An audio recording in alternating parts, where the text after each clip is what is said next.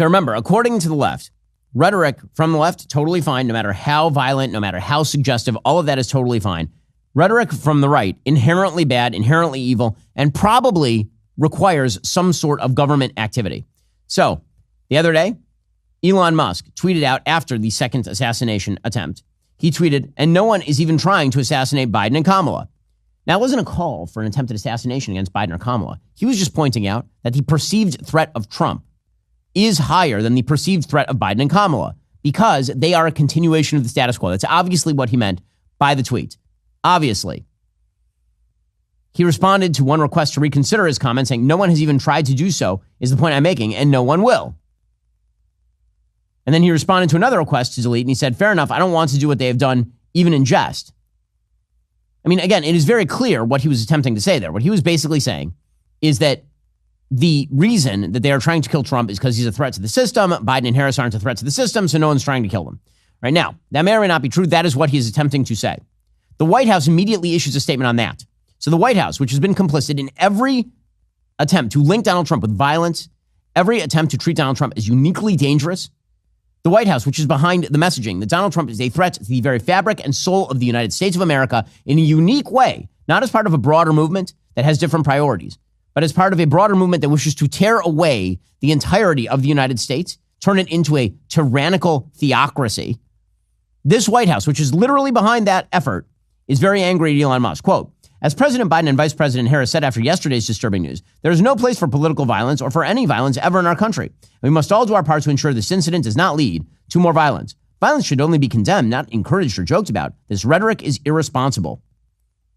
Okay, so this prompted Josh Marshall of Talking Points Memo, which is a relatively popular left-wing website, to write, quote, this man is a dangerous, degenerate influence within the American state.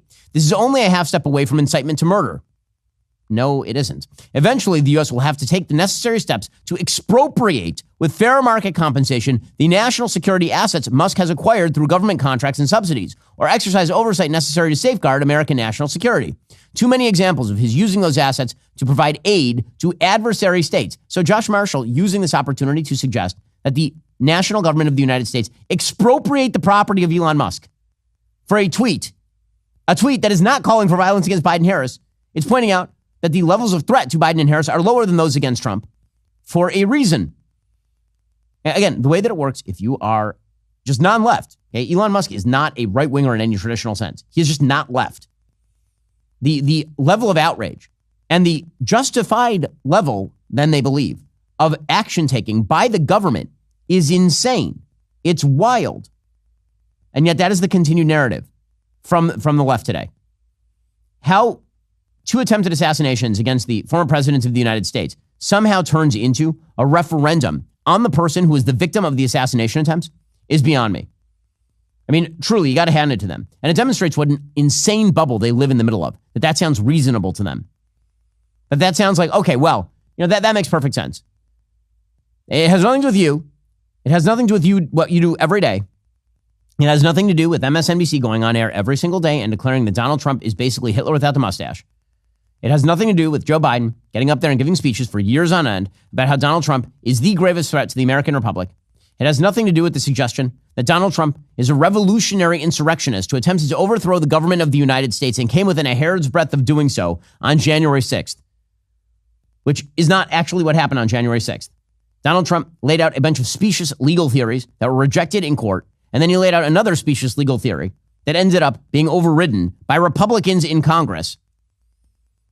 And yet somehow, when Donald Trump, again, twice in 8 weeks, is victimized by attempted assassinations, the story is, of course, about right-wing rhetoric.